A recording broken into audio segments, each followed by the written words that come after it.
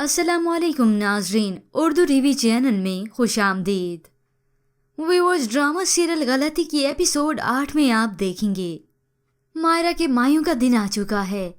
साद और ज़ायरा बहुत ही खुश हैं, लेकिन ज़ायरा की वालदा को जब ये बात मालूम हुई कि ज़ायरा साद के साथ अलग घर में शिफ्ट नहीं हो रही, तो ज़ायरा की वालदा अपनी बेटी से खफगी का इजहार करती हैं, जिस पर ज़ायरा उन्हें जवाब में कहती है, मियाँ बीवी का रिश्ता दुख सुख का ताल्लुक होता है। मैं साद के दुख में उनके साथ खड़े रहना चाहती हूँ, उनके सामने नहीं।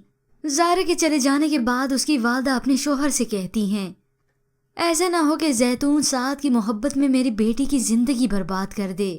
तो ज़ायरा जैतून बेगम से कहती है, मायरा की शादी के बाद हम शिफ्ट हो जाएंगे, मैं अपना जहेज वहाँ इस्तेमाल करूँगी। वो हैरत से कहती है, मामला ख़त्म नहीं हुआ था। तो जवाब में ज़ायरा कहती है, ख़त्म नहीं हुआ था, टला था, मायरा की शादी तक। ये सुनते ही जैतून बेगम के ओसान ही खता हो गए।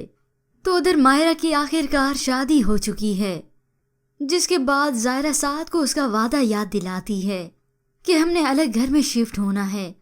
अब साद इस मामले को लेकर आया है अपनी वालदा के पास, लेकिन वो फिर से खफा हो गईं।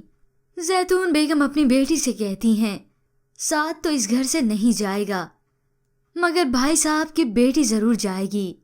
इसी वजह से जैतून बेगम ज़ायरा के सामने आकर ड्रामा रचाती हैं, उससे झूठी हमदर्दियाँ कर रही हैं।